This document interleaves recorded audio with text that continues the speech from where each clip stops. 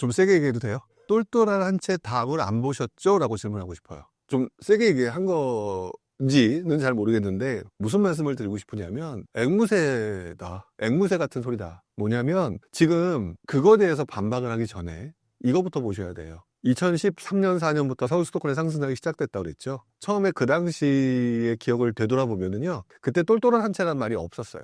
그때만 하더라도 갭 투자 해가지고 일기 신도시나 이런 거에 미친 듯이 투자를 하던 시기예요. 그때 유행하던 시절은 소형 아파트, 그 다음에 적절하게 위치가 좋은데 가격이 오르지 못하고 전세 가격이 높아서 실수요자가 많아서 전세 가격이 높아서 적은 비용으로 투자할 수 있는 곳이 흔히 말하는 왔다였어요. 그런 시장이었는데 정부가 빚내서 집 사라라고 하는 또는 약간 집을 사주세요 라고 하는 상승과 또는 이제 구매를 유발하는 정책들로 전환을 했었었죠. 정책들로 딱 전환을 하고 난 다음에 여러분들이 집을 사려고 보니까 그전엔 몰랐는데 집을 사려고 보니까 속된 말로 어디를 사고 싶어요? 좋은 거 사고 싶잖아요. 그래서 강남이 오른 거거든요. 그래서 올랐어요. 오르고 보니까 입지가 좋은 것이 너무 많이 오르네? 라는 것들을 바로 직전에 알고 있던 논리가 바뀌기 시작한 거예요. 바뀌기 시작한 거거든요. 자, 바뀌기 시작하고 난 다음에 그 다음에 또 어떤 현상이 나타났느냐? 정부가 규제가 들어와요. 규제가 딱 들어오니까 그 다음에 어떤 현상이 드느냐? 다주택자 하지 말래야 되는 거잖아요. 그러면 우리가 할 수 있는 게 뭐가 있어요? 일반인들 입장에서는. 그러면 더 상급지로 가서 왜냐면 그동안 많이 올랐으니까 논리의 인과관계가 맞잖아요. 그동안 역시 입지가 좋은 것이 많이 올랐네. 역시 똘똘한 한 채. 정부도 그렇잖아도 한 채만 하라고 하니까 일시적 1가구 2주택 이거 이용해서 한 채를 해야 되겠네 하니까 상급지로 가는 거예요.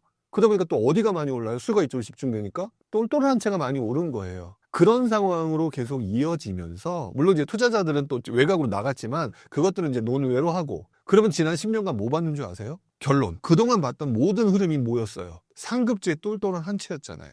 지금 전국에 있는 모든 사람한테 물어보세요. 상급지의 똘똘한 한 채 외에 다른 생각을 가지고 계신 분이 있는가? 여기서 과연 전문가라고 하는 부분이 남들이 다 믿고 있는 상급지의 똘똘한 한 채 가라는 말을 반대되는 소리를 할 수가 있을까요? 아니다라는 걸 확실하게 경험한 사람을 제외하고는 그렇게 말 못할 거예요. 바꿔 말하면 이 전문가분들이 그 이상의 경험이 없는 거일 수도 있는 거고 또는 사람들이 원하는 게 이 내용이니까 이 내용을 얘기를 해야 되는 게 맞는 거겠죠. 그래야 제대로 얘기를 해주니까 믿어주니까. 그런데 저는 여기서 이 얘기를 하고 싶은 거예요. 그런 말 있죠. 부동산은 장기 우상향이기 때문에 결국 오른다라고 하잖아요. 그렇기 때문에 그중에서도 제일 많이 오르는 게 똘똘한 한 채이기 때문에 큰 그림으로 거시적으로 보게 되면은요 상급지에 똘똘한 한 채 가는 게 맞아요. 이 말이 틀린 건 아니거든요. 근데 시장에는 사이클이 있단 말이에요. 그러니까 사이클이 이렇게 움직이죠. 그러면 급등장도 있지만 주춤하는 장도 있단 말이죠. 그럼 지금이 무슨 장이냐? 주춤하는 장일 가능성이 좀 높아요. 이 장에 어떤 일이 일어나는지를 단 한 번도 경험하지 못한 것 같다는 거예요. 이 많은 분들이. 자, 상급지에 똘똘한 제가 지난 10년간 우리가 많이 봤어요. 증명이 됐어요. 그러니까 이 내용을 근거로 이게 맞습니다라고 얘기를 하는 게 당연한 것처럼 들리는 건데 문제는 상급지에 똘똘한 한 채가 대세입니다라고 다들 떠들게 됨으로써 나타나는 현상이 뭔지 아세요? 오버페이스예요. 오버페이스가 나타나기 때문에 이때 여러분들이 상급지 들어가기 위해서 여러분들 뭐 했습니까? 연끌하셨잖아요. 자, 상급지를 그냥 쉽게 해서 강남이라고 얘기를 해볼게요. 그러면 강남에 지금 들어와서 지금 강남에 아파트를 가지고 계신 분이 있다. 그러면 크게 두 가지로 나눠질 거예요. 첫 번째, 원래부터 강남에 살아서 강남이 오르든 말든 아무 상관없는 사람. 또는 강남에 가고 싶은 게 로망이라서 강남에 힘들게 연끌해서 들어온 분. 크게 둘로 나눠지겠죠? 강남에 원래부터 살고 계신 분들은 아무 문제 없는데요. 강남에 연끌해 오신 분들은요. 시장 경제에 영향을 받아요. 그래서 만약에 금리가 인상을 한다든지 또는 기타 여러 가지 외부 변수에 있거나 또는 사업이 망할 수도 있고 뭐 이렇게 되잖아요. 그래서 내가 감당할 수 있는 수준으로 들어오지 못한 분들은 여기서 시장이 조금 조정을 받거나 약간 침체기에 접어들었을 때는 위축받는 현상들이 발생을 해요. 위축받는 현상이 발생됐을 때 원래부터 강남에 계신 분들은 아무 영향 없어요. 이분들이 무너지는 현상들이 단기적, 중기적으로 발생할 가능성이 있다는 거죠. 근데 우리들이 이 방송을 보신 분들이 과연 강남에 원래부터 있던 분들일까요? 영끌에서 강남에 들어오시려고 하거나 들어오신 분들이 이 방송을 볼 가능성이 높지 않을까요?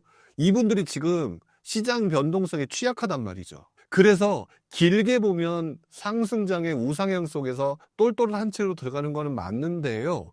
그 중간에 영끌했던 사람들이 무너지고 흔들리고 재편되는 과정이 만들어지고, 이때 강남이 급락이라는 표현들이 나오면서 가격들이 떨어지는 것들이 나와서 다시 시장이 재편되는 상황이 단기적으로 발생해요. 그게 2009년에 DTI 규제가 나오고 난 다음에 그때 똘똘한 채라고 해서 우르들었단 말이에요. 그러다가 무너져서 2012년도에 강남이 2, 3억씩 떨어져요. 당시. 여러분들 강남 떨어지고 못 보셨죠? 많이 못 보셨을 거예요. 물론 오르고 난 다음에 떨어진 거라 처음부터 싸게 들어간 사람은 아무 문제 없었죠. 근데 뒤늦게 영끌한 사람들은 영끌까지 했는데 가격까지 떨어져 봐요. 견딜 수 있을까요? 못 견딘다고요. 이거 무너지는 상황이 발생될 소지가 있다라는 거예요, 지금. 장기적으로 똘똘한 채가 우상향하는 시스템 하에서는 맞는 말인 건 맞는데 모든 사람이 거기에 부합되는 게 아니잖아요. 중간 단계에서 상승하는 것만 봤으니까 믿고 들어갔는데, 예를 들어서 뭐 그런 경우 있을 수 있죠. 극단적으로 부부가 맞벌이를 하고 있었는데 한 사람이 회사를 그만뒀다라든지, 사업을 하고 있었는데 사업이 문제가 생겨서 망했다든지 이랬는데 마침 그 시점에 영끌을 했던 거와 같이 맞물리게 되면 내 견딜 수 없잖아요. 근데 시장이 약간 위축되는 상황이면 내가 샀던 가격으로 팔 수 있을까요? 못 팔아요. 그래서 이때 단기적으로 위축되면서 나타나는 현상들이 나타날 수 있거든요. 저는 바로 그 부분을 얘기하고 싶은 거예요. 모든 사람이, 저도 길게 보면 우상향입니다 라고 얘기하는 것처럼 얘기하면 말은 편해. 빠져나갈 구멍도 있어. 내가 단기적으로 흔들릴 수 있다는 얘기는 안 했잖아. 장기적인 얘기했는데 단기적으로 가끔 이럴 수는 있어. 이렇게 얘기하면서 빠져나갈 수 있거든요. 근데 제가 볼 때는 결국 그래서 무너지는 분들은 자기 모든 것을 다 잃는 거예요. 잃어버리는 거거든요. 이런 분들의 포커스를 맞춰서 얘기해야 되는 게 맞다고 봐요, 저는. 그래서 똘똘한 한 채라고 하는 시장의 그 컨센서스는요, 시장이 위축되면 무너집니다. 왜? 똘똘한 한 채를 갔는데 그 중에서 영끌했던 사람이 무너지면서 그냥 시장을 딱 보니까 시장이 무너지는 것처럼 보이는 거예요. 근데 원래부터 강남에 있었던 사람들은 아무 문제 없어. 그 모두 실제 아무 문제 없지만 일부 몇 사람에서 이런 시장이 발생하기도 하고, 누군가는 그것 때문에 위험에 빠진다는 거죠. 그런 시장이 있다라는 거를 얘기해 주는 게 맞다. 그게 맞다라고 얘기를 하는 거고요. 그리고 시장이 위축되잖아요. 시장이 위축되면 제가 앞서서 무슨 말씀을 드렸었냐면, 정부는 급등과 급락을 싫어한다고 얘기를 했어요. 급등이나 급락이나 다 무슨 현상이냐면 사람들이 몰려와서, 엄청나게 많은 수요가 몰려와서 급등을 하는 거고요. 엄청나게 많은 수요들이 포기하고 빠져나가기 때문에 급락이 오는 거거든요. 이런 현상을 보게 되면 급락이라고 하는 현상이 나올 가능성이 높고, 또 이런 현상을 방지하기 위해서 정부는 자연스럽게 시장 안정화 대책을 펼치게 되어 있어요. 시장 안정화 대책. 시장 안정화 대책을 펼치는데 아무도 살 사람이 없었잖아. 그러면 그때 무슨 행동을 하는 줄 아세요? 그동안의 패턴으로 보게 되면 우리 사회자님이 오늘 좀 이따 배고프실 겁니다처럼, 그리고 난 다음에 배 아프면 화장실 가실 겁니다처럼, 정부는 급락을 방지하기 위해서 자연스럽게 안정화 대책을 펼칠 거고, 안정화 대책을 펼치려고 보니까 대다수의 실수요자들이 무서워서 안 와. 이러면 다주택자들 너희들 이리 오렴 라고 얘기를 하는 정책을 펼치게 되는 게 가능성이 매우 높고, 이러면 똘똘한 한 채가 또다시 아무 의미가 없어져요. 똘똘한 한 채가 떨어지는 걸 봤잖아요. 또 떨어지는 걸 봤잖아요. 그쵸? 그리고 정부는 턴을 해야 하잖아요. 다주택자들을 위해서 니네들이라도 와서 좀 사줄래? 그럼 다주택자가 유리한데 과연 똘똘한 한 채가 만들어질까요? 이러면서 시장이 다시 컨센서스가 똘똘한 채에서 다주택자로 바뀌었던 것이 2009년부터 2014년 당시의 상황이었어요. 그렇게 바뀌어가는 게 계속 그 당시의 상황인데, 지금 10년간, 고까지 10년 보고 난 다음에 10년 가지고 앞으로 계속 똘똘한 채가 될 것이다 라고 말하는 거는, 물론 제 말도 틀릴 수 있죠. 하지만 저는 결국에는 말씀드리는 거는, 리스크라는 차원을 봤을 때 똘똘한 한 채가 과도하게 사람들한테 컨센서스가 만들어졌던 것들이 더 위험하다라고 보는 거예요. 그리고 다주택자들이 갭 투자 막 하고 막 했던 그게 너무 위험해진 게 뭐가 뭐 때문에 위험해졌냐? 정부가 규제로 전환했을 때였어요.